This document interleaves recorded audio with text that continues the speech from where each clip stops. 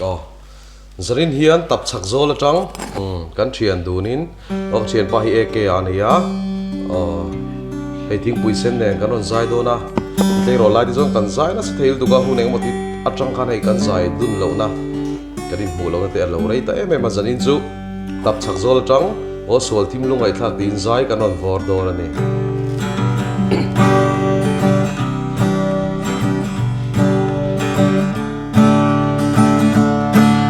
sual thim lung ai khak ta kia chu pui si ngin tuam ma se khua lo var don ta van chan dam tu enki zayon tang sang chunga puang tu au thom ri chu kan sia lim takin kan in kho manga lal lo kal huna lung vai te lom ru in tan ro pui na ni chu at nai ta lo mi ni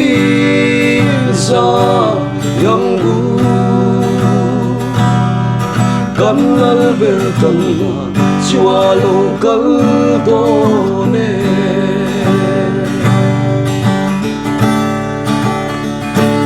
suat hi sen lua tlan te chak thang chim le marani lim takin nan lo zaya nga chol na ram tiam pan chungin chi tin le nam tin zinga ta ram tin na ta lo chuake lo takin nan in ko ma nga lo kal una lung ngai te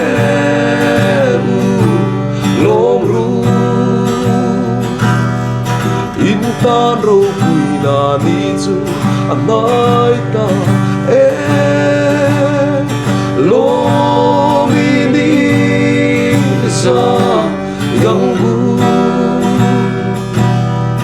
kan lal ber kan ma chua lo kal do ne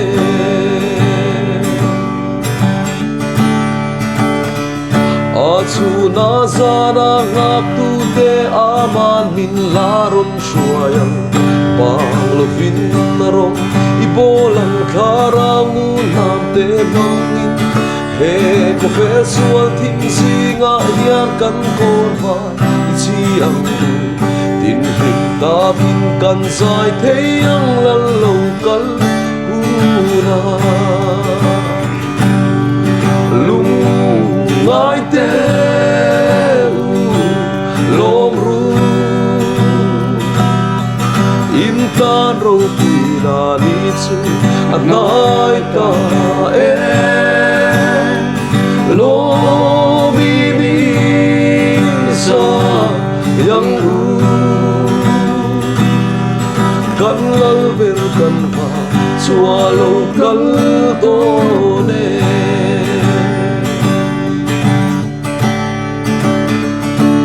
chan dam tu lo kal thuai la thop rim den an nga pe che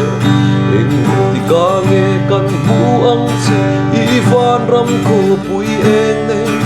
I cha tuan mi thiang lim te le nam tin I chan dam te ne nang ma fa ka lo na sat kho kan fa nga le lung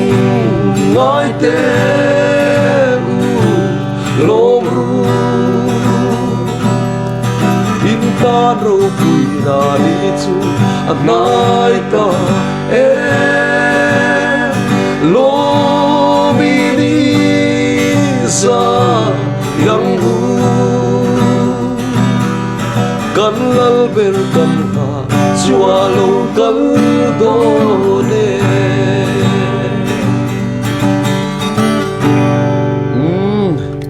kan lom lut tu ke